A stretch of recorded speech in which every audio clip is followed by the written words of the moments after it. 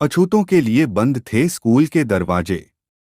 भीम बचपन से ही हष्ट पुष्ट चंचल और नटखट था। वह अन्य बालकों पर रोब मारता था और उन्हें पिटता भी था। उनके माता पिता अक्सर भीम की शिकायतें लेकर राम जी के पास आते थे। इस तरह आए दिन भी के शैतानियों की शिकायतें माता पिता के पास पहुंचती थी। इससे राम जी सूबेदार तंग आ जाते थे। राम जी भी को डांटे धमकाते थे, लेकिन मरते नहीं थे। आखिर वह बच्चों का उज्जवल भविष्य चाहते थे, लेकिन माता भीमाबाई अनुशासन सीखने के लिए भी की पिटाई कर देती थी। ऐसी समय में बुआ मीराबाई बचती थी और लार करती थी। वह कई बार पिटाई से बचने के लिए बुआ के पीछे छुप जाता था। पिता राम जी सूबेदार अपने बच्चों को केवल आध्यात्मिक व नैतिक शिक्षा तक ही सीमित नहीं रखना चाहते थे, बल्कि उज्ज्वल भविष्य के लिए स्कूली व व्यवहारिक शिक्षा पर भी विशेष ध्यान देते थे। वह भी को खूब पढ़ना चाहते थे, लेकिन हिंदू समाज के कार्य नियमों के अनुसार भीम के लिए शिक्षा के द्वार बंद थे। वहां स्वर्ण हिंदुओं के बच्चों को स्कूल जाता देखकर भीम की भी स्कूल जाने की इच्छा होती थी। इसके लिए भी बार बार पिताजी से जिद करता था, लेकिन यह मुश्किल था। इसलिए राम जी बच्चों को घर पर ही पढ़ाया करते थे।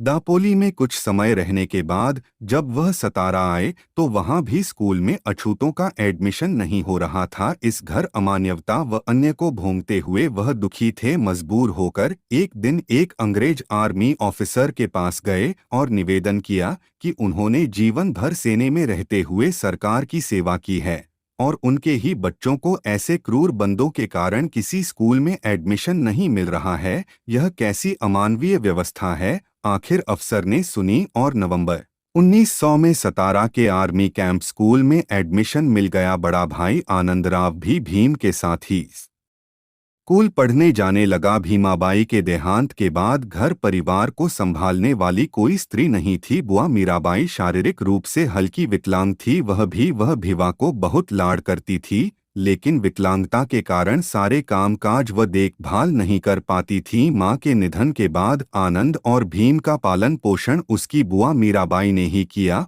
वह थोड़ी कुबरी थी और उसके ससुराल वालों के व्यवहार से परेशान थी, इसलिए मायके में छोटे भाई राम जी के परिवार के साथ ही रहती थी। वह परिवार को पालने में बहुत रुचि लेती थी और भिवा कोलार के साथ कठोरता से अनुशासन भी सिखाती थी। राम जी ने भी तय किया था कि पत्नी के निधन के बाद दूसरा विवाह नहीं करेंगे, क्योंकि वह बच्चों को सौतेली मां नहीं देना चाहते थे। लेकिन 5 बच्चों की देखभाल पूरी तरह से नहीं होने के कारण आखिर जीजाबाई नाम की एक विधवा स्त्री से दूसरा विवाह किया। वह एक रिटायर्ड जामदार की बहन थी। मां भीमाबाई की याद में बिलख पड़ता था भीम। जब कभी सौतेली मां दिवंगत मां भीमाबाई के कपड़े व गहने पहन लेती थी तो अबोध बालक भीम इस बात को सहन नहीं कर पाता था। इस बात पर वह सौतेली मां से झगड़ पड़ता था और बाद में भीमाबाई को याद करते हुए बिलख पड़ता था। दरअसल भीम अपनी सौतेली मां को मां के रूप में कभी स्वीकार ही नहीं कर पाया। भी एक होशियार वह होनहार बालक था, लेकिन पढ़ाई लिखाई पर ज्यादा ध्यान नहीं देता था। स्कूल में जो कुछ पढ़ाया जाता था वह उसे ही पढ़ता था। उसका ज्यादा समय खेलकूद में ही गुजरता था। स्कूल से आते ही वह अपना बस्ता घर के किसी कोने में फेंक देता और पड़ोस के बच्चों के साथ खेलने चला जाता था। फिर वह लड़ाई झगड़ा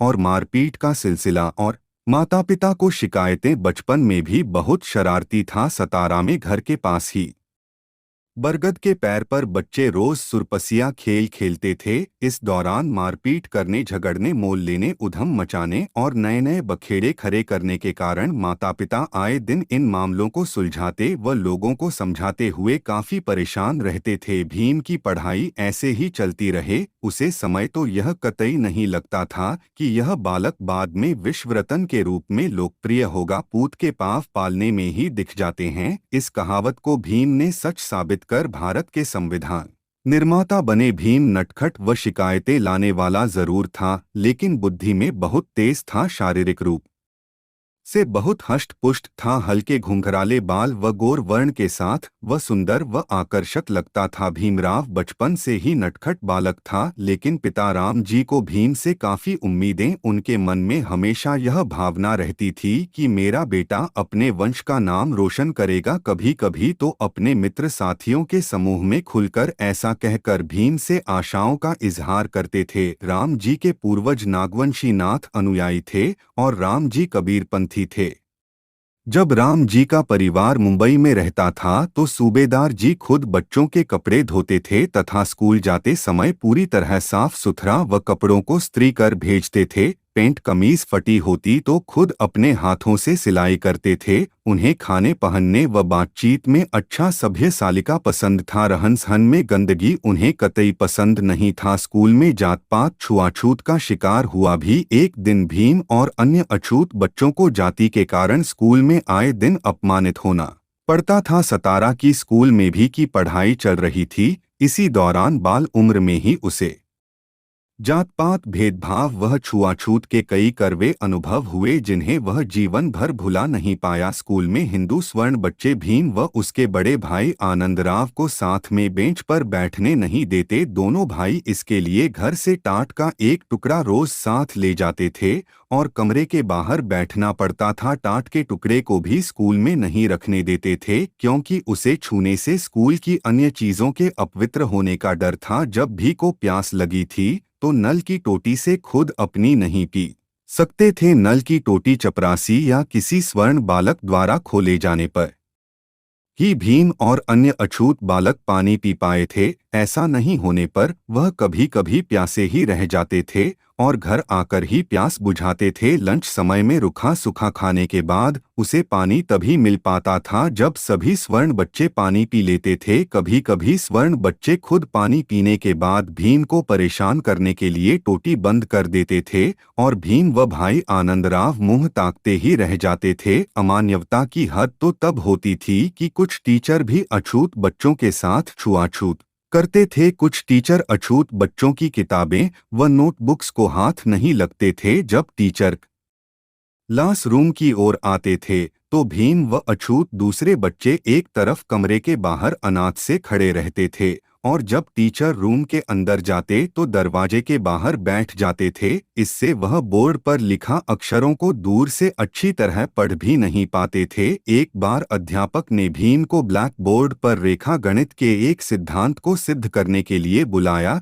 तो सारे विद्यार्थियों ने शोरगुल मचाकर ब्लैक बोर्ड के पास खड़े हुए अपने लंच के धब्बों को वहां से तुरंत हटा लिया ताकि वह अपवित्र ना हो जाए। उसके बाद ही भीम मैथ्स के उसे फार्मूले को ब्लैक बोर्ड पर सिद्ध कर पाया। भीम को खेल में काफी रुचि थी लेकिन स्कूल में स्वर्ण बच्चों के साथ खेलने की पाबंदी थी के बाद घर पर सिर्फ महार बालकों के साथ ही खेल पता था। शिक्षा के कथित मंदिरों में छुआछूत हुआ। जात पात का ऐसा घृणित रूप देखकर बालक भीम बहुत दुखी रहता था। इसमें जो जानकारी बच गया है हम अगले वीडियो में आपको बताएंगे। हमारे चैनल पर नए हैं तो चैनल को सब्सक्राइब कर लीजिए और अपने दोस्तों में शेयर कर दीजिए। धन्यवाद।